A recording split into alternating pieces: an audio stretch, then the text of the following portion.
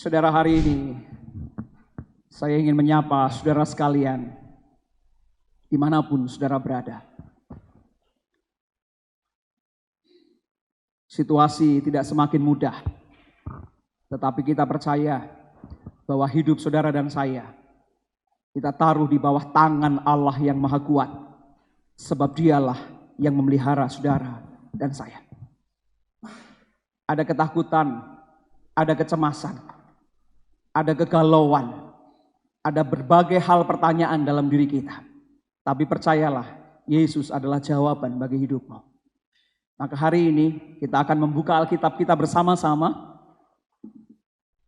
Di Minggu Palmarum tahun ini sangat istimewa. Karena kita bisa beribadah bersama-sama dengan orang-orang yang kita kasih di rumah kita masing-masing.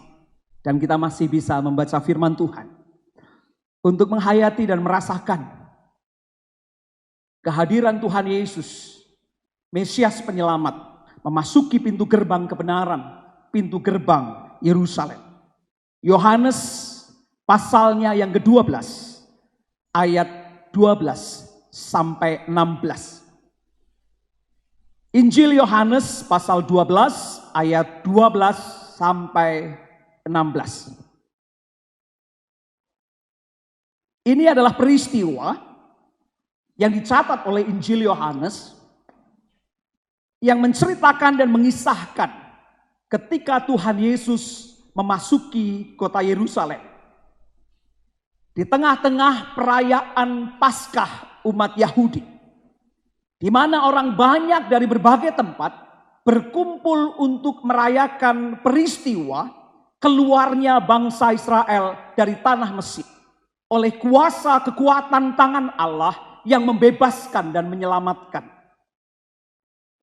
Nah, sebelum kita baca Alkitab kita, sebelum peristiwa Tuhan Yesus masuk ke dalam kota Yerusalem dan ada di pintu gerbang itu, Injil Yohanes mencatat paling tidak ada 3 peristiwa penting yang mendahului Tuhan Yesus masuk ke kota Yerusalem.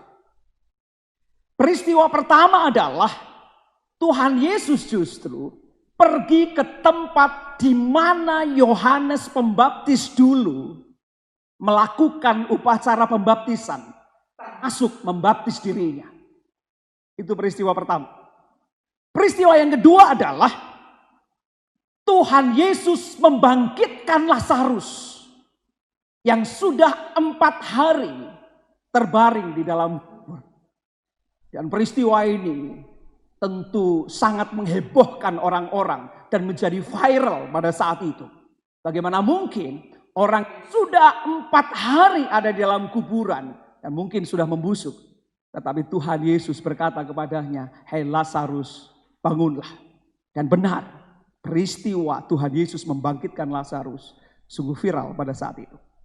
Peristiwa yang ketiga adalah Tuhan Yesus diurapi oleh Maria, saudara Lazarus, dengan minyak narwastu yang sangat mahal. Dan minyak narwastu yang sangat mahal itu hanya untuk mengurapi kaki Tuhan Yesus. Dan menariknya lagi adalah Maria tidak menyekanya dengan lap, Maria tidak menyekanya dengan handuk, tetapi Maria mengelap kaki Yesus yang diurapi dengan minyak narwastu yang mahal itu dengan mahkotanya, yaitu rambutnya.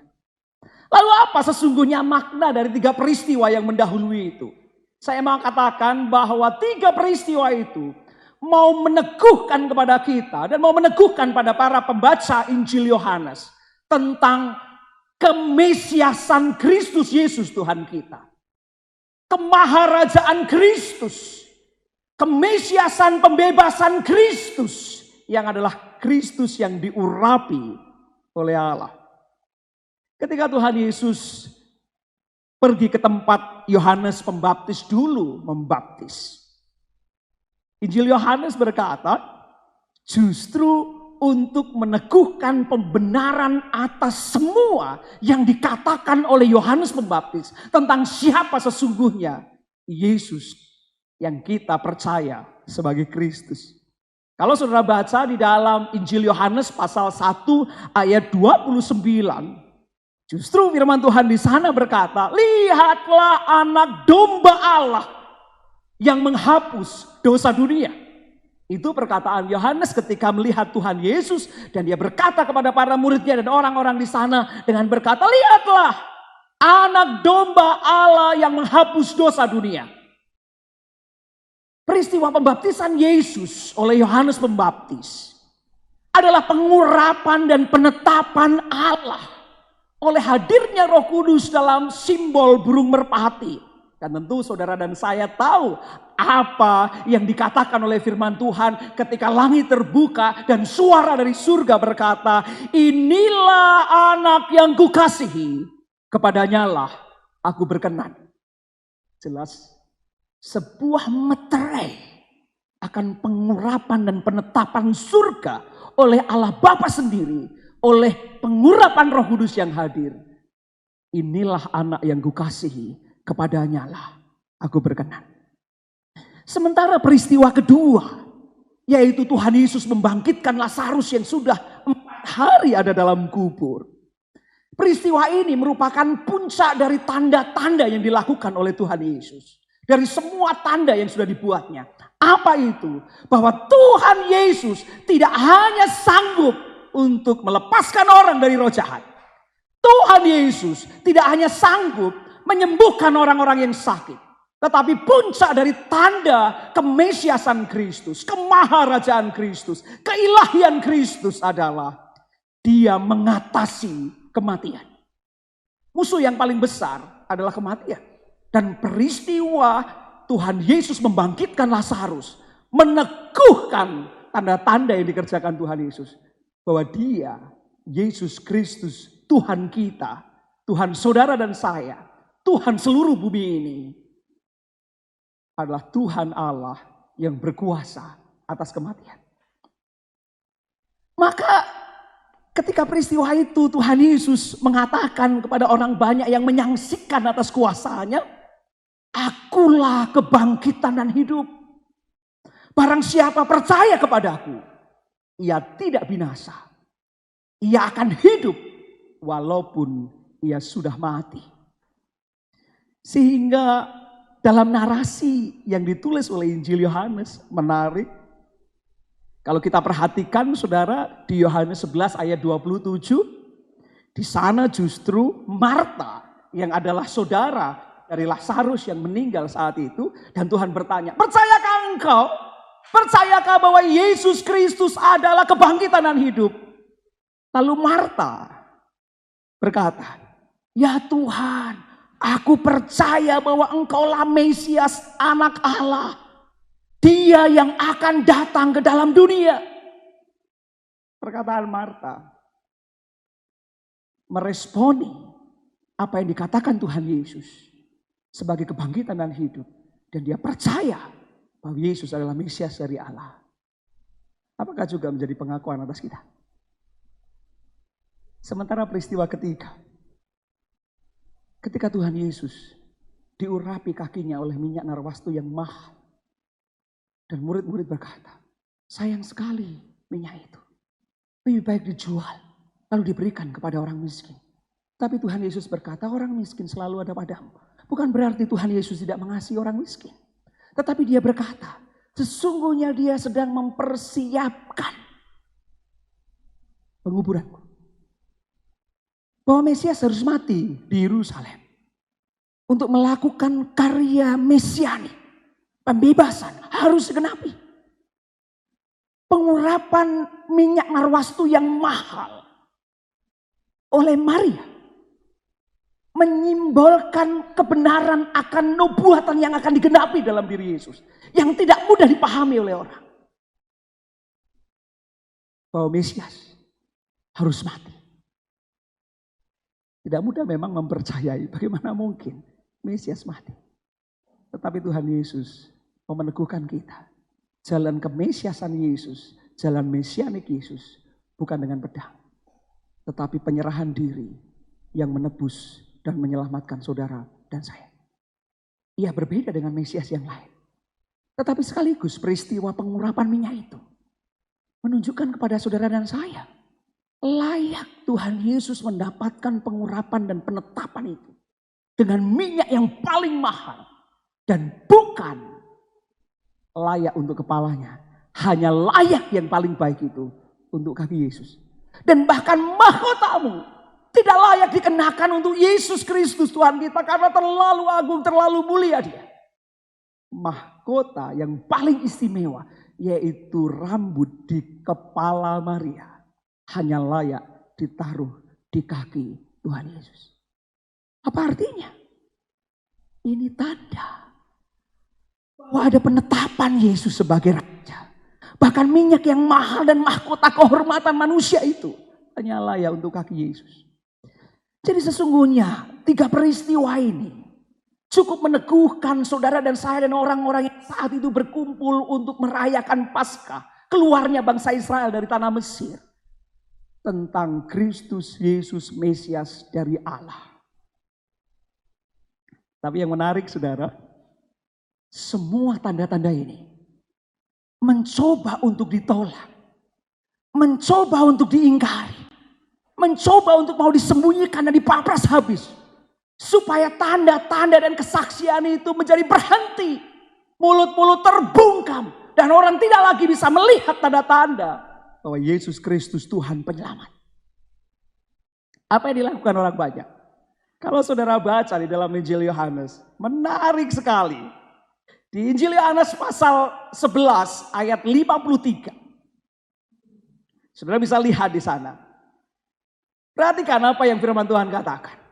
Mulai hari itu mereka sepakat membunuh Yesus. Orang berpikir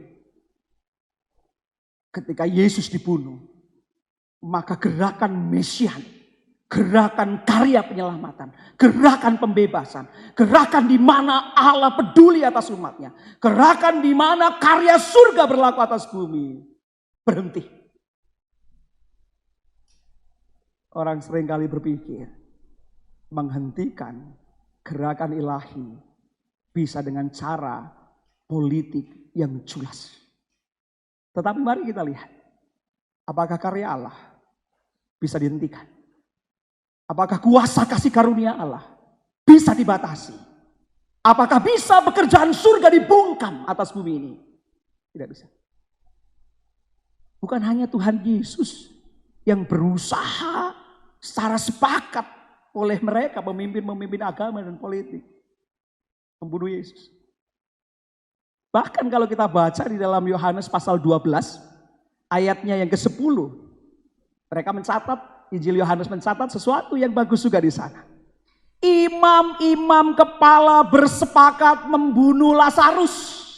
Kenapa Lazarus dibunuh? Dia adalah saksi kunci. Dia yang merasakan sendiri kasih dan kuasa Yesus yang membangkitkan hidupnya. Ia tidak bisa berdaya, mana mungkin dia bisa keluar dari lubang kubur. Mana mungkin dia bisa lepas dari kematian dan kebinasaan. Dia merasakan sendiri bagaimana kuasa kasih karunia Kristus membangkitkan hidupnya. Ini saksi kunci. Maka dunia pun, apa yang dilakukan? Mencoba membungkam dan melenyapkan barang bukti otentik dan saksi kunci itu dengan harapan orang tidak akan mendengar Injil, kabar baik, kekuatan Allah yang menghidupkan. Injil, kabar baik, kekuatan Allah yang menyelamatkan. Injil, kabar baik, kekuatan Allah yang memberikan pengharapan kepada bumi ini. Nah, pertanyaannya sekarang, apakah mereka berhasil? Apakah mereka bisa menghentikan? Saya mau bilang kepada saudara, tidak pernah dan tidak akan pernah bisa. Sebab yang benar dari Allah, sebab yang benar dari Allah tidak akan pernah bisa dihentikan oleh siapapun juga. Katakan amin.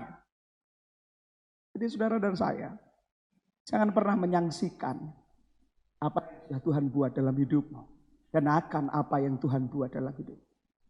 Dalam situasi dan kondisi yang kita alami, dalam kerapuhan kita, dalam situasi dan kondisi dunia yang macam ini, kita seringkali menyaksikan apakah Allah tetap hidup, Apakah kuasa dan kasih-Nya masih berlaku sampai hari ini?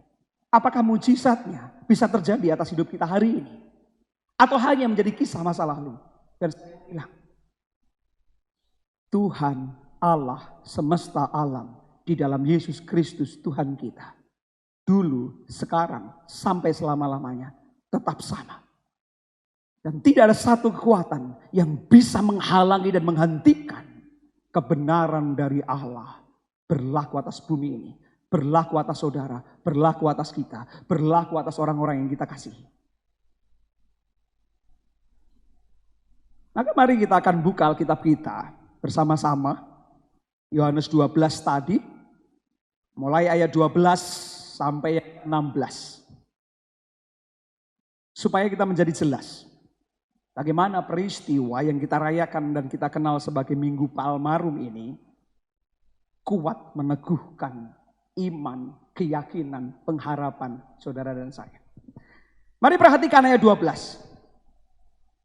Setelah 3 peristiwa yang mendahului itu, keesokan harinya ketika orang banyak yang datang merayakan pesta.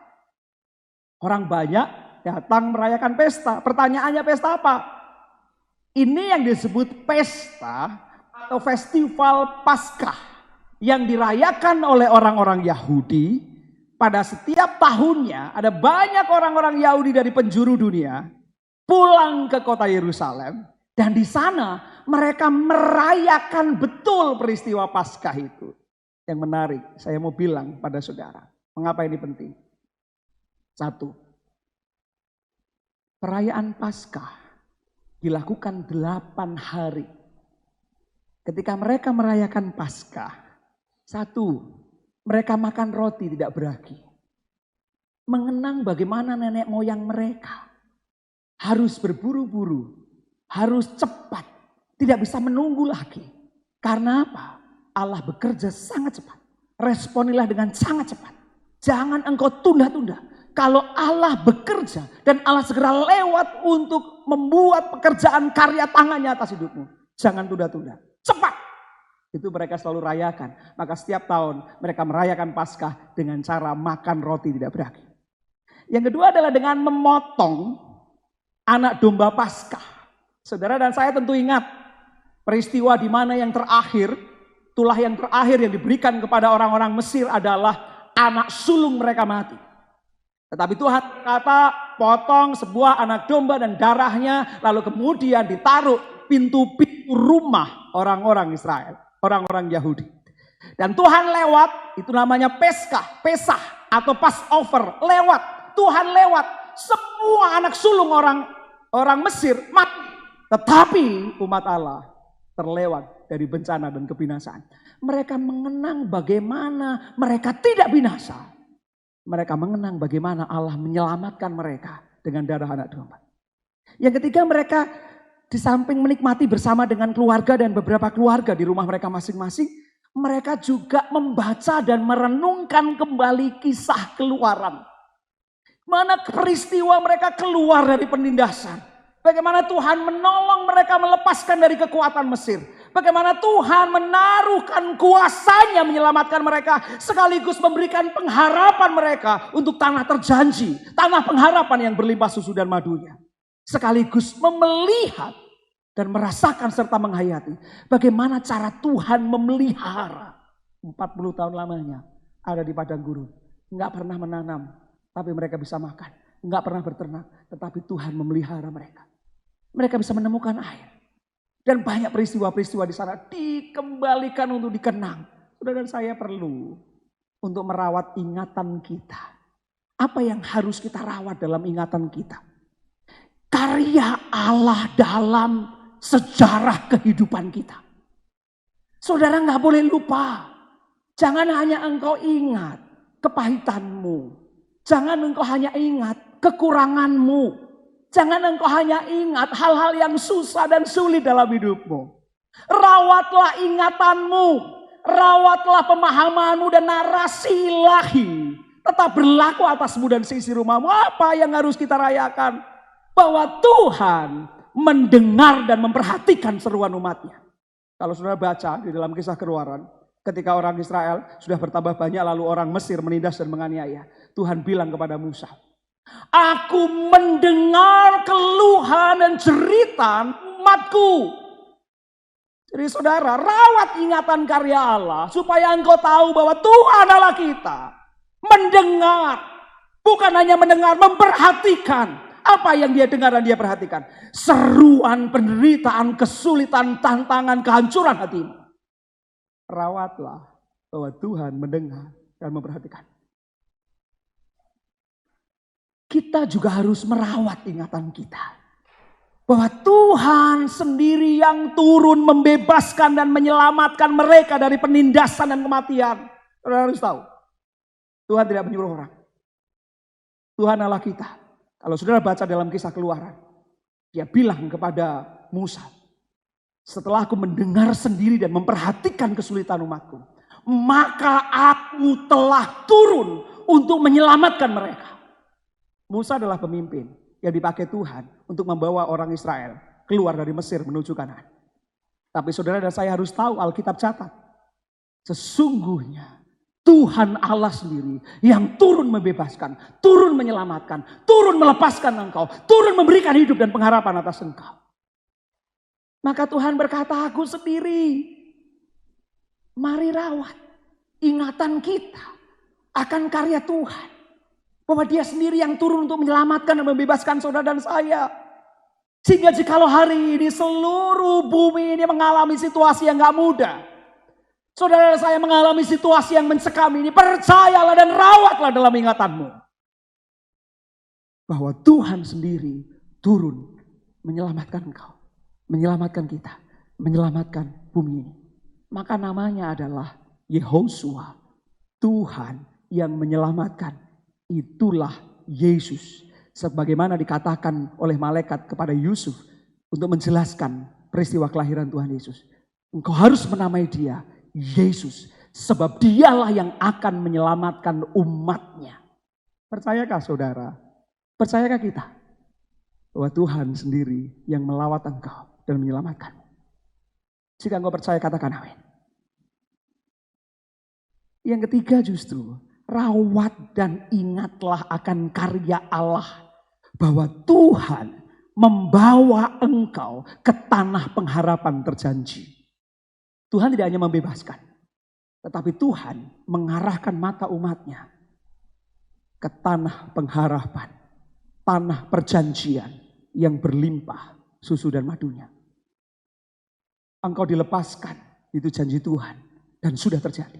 Engkau diselamatkan, Tuhan sendiri yang melakukannya.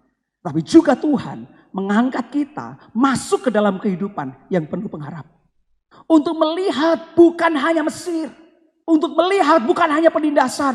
Untuk melihat bukan hanya kesulitan. Tapi melihat tanah terjanji yang penuh pengharapan itu. Maka Tuhan di dalam Yesus adalah Allah yang memberi hidup. Dan oleh karenanya saudara memiliki pengharapan. Dan mata kita diarahkan oleh dia kepada pengharapan. Bagus sekali umat Tuhan. Mereka merayakan Paskah untuk merawat ingatan mereka akan karya Allah dalam sejarah hidupnya. Dan saya berdoa, saudara dan saya dan kita semua, jangan pernah melupakan untuk merawat ingatan kita akan kuasa kasih Allah itu. Yang kedua mari kita lihat lanjutan dari ayat 12. Saya mulai lagi tetap ayat di 12. Keesokan harinya ketika orang banyak yang datang merayakan pesta mendengar bahwa Yesus sedang di tengah jalan menuju Yerusalem. Mereka mengambil daun-daun palem dan pergi menyongsong dia sambil berseru-seru, Hosana! Diberkatilah dia yang datang dalam nama Tuhan Raja Israel. Saudara ada daun palem. Saudara ada jubah. Tanda kebesaran. Daun palem dan jubah diangkat, jubah ditebarkan di jalan, supaya Tuhan Yesus bisa masuk kota Yerusalem seperti seorang raja yang mendapatkan red carpet di depannya. Adalah simbol penghormatan. Adalah tanda penganugerahan bagi seorang pahlawan yang pulang dari medan perang dan menang besar. Peristiwa daun palem dinaikkan tinggi-tinggi, Hosana. Peristiwa jubah dibuka, ditaruh di tanah. Menjadi simbol ketika banyak orang merawat ingatan mereka akan karya Allah Sang Mesias yang menyelamatkan mereka. Menyambut Yesus sebagai pahlawan yang menang perang. Karena memang Dia yang akan berperang untuk kita. Berbeda memang seperti apa yang orang pikirkan. Tuhan Yesus memang tidak dengan pedang. Dia tidak dengan kekuatan manusia. Tetapi Ia lemah lembut. Nanti kita akan perhatikan di bagian selanjutnya. Lalu sementara apa arti Hosana? Biasanya saudara dan saya suka dengan nyanyian Hosana, Hosana, Hosana. Sebagai puji-pujian, betul. Nggak salah. Karena memang kata Hosana itu adalah puji-pujian. Tapi ingat, bukan hanya sekedar puji-pujian. Tetapi sekaligus adalah sebuah seruan. Crying out. Sebuah suara hati yang dikeluarkan dalam-dalam. Keluarkan lantang-lantang karena sebuah kenyataan yang dihadapi. Itu kata Hosana. Maka ketika banyak orang itu berseru Hosana, dia memuji-muji Yesus sebagai Raja. Sekaligus adalah seruan permohonan untuk diselamatkan. Dengan kata yang lebih pendek, itu dikatakan begini. Berkenanlah Dikau menyelamatkan kami. Pas. Saudara dan saya harus tahu pasti. Ketika semua tidak bisa kita kendalikan. Kepada siapa kita harus berseru-seru. Memohon pertolongan dan penyelamatan. Beberapa hari lalu ketika kami doa malam, Atia bersaksi. Dia bilang, saya itu seperti bingung. Virus itu kan sangat kecil dan bahkan gak kelihatan. Tetapi kok membuat manusia, semua manusia di seluruh dunia, enggak untuk mengatasinya. Ia yang kecil, bahkan gak terlihat, ternyata bisa menjadi semacam monster yang jauh lebih besar dan mengancam keselamatan semua orang. Saudara paham? Bahkan untuk hal yang sangat kecil dan sepele.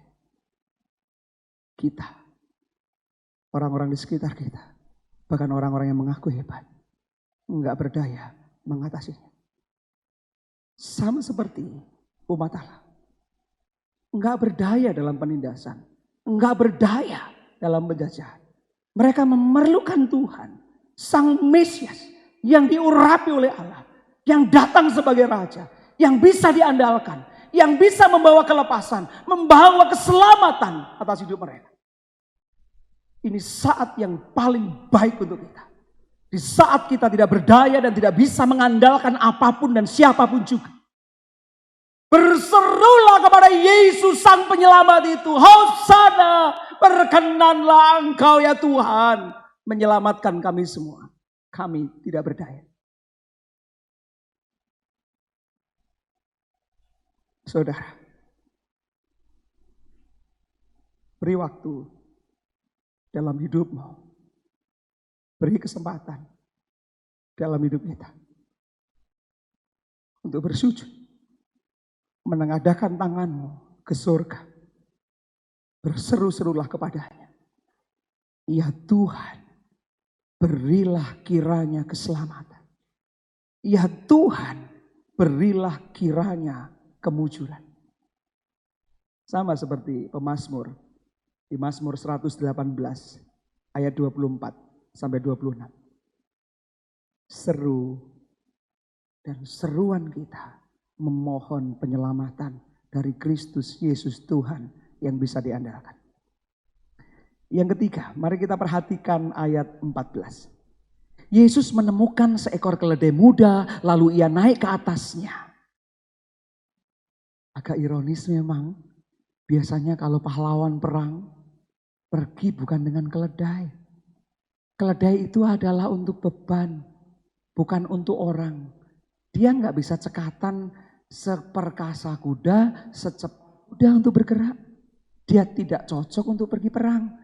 Dia hanya cocok untuk menaruh barang. Sangat kuat, tetapi bukan untuk berperang.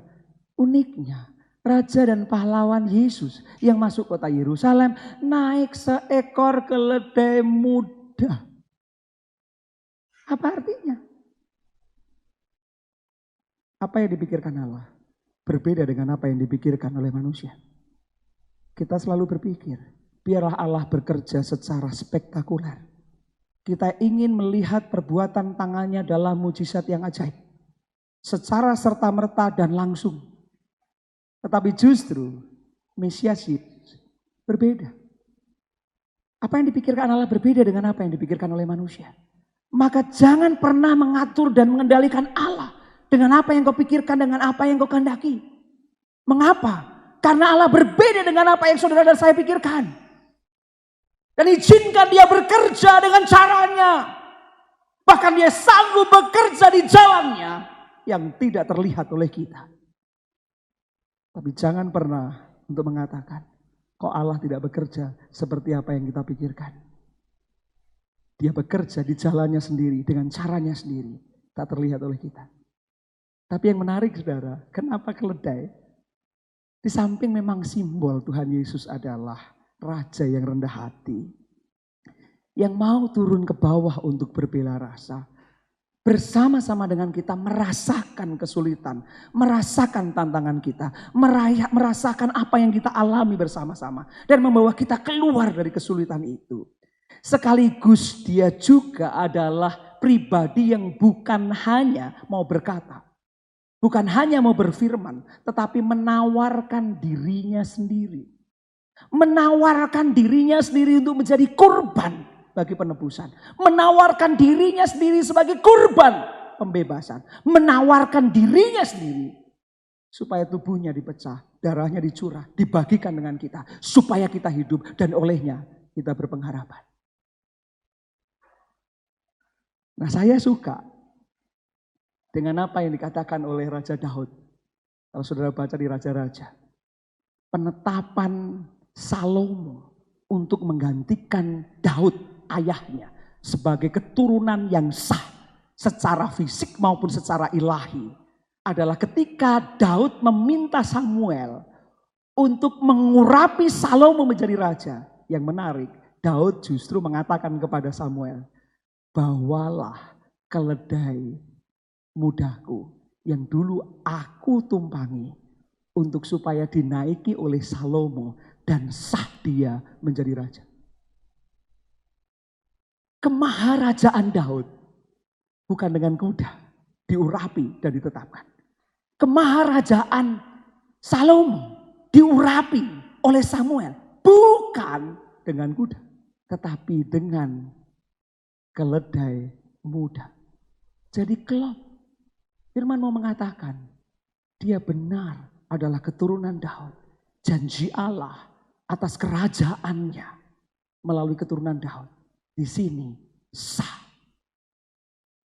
Dan yang terakhir, yang keempat, mari kita perhatikan ayat yang ke-15.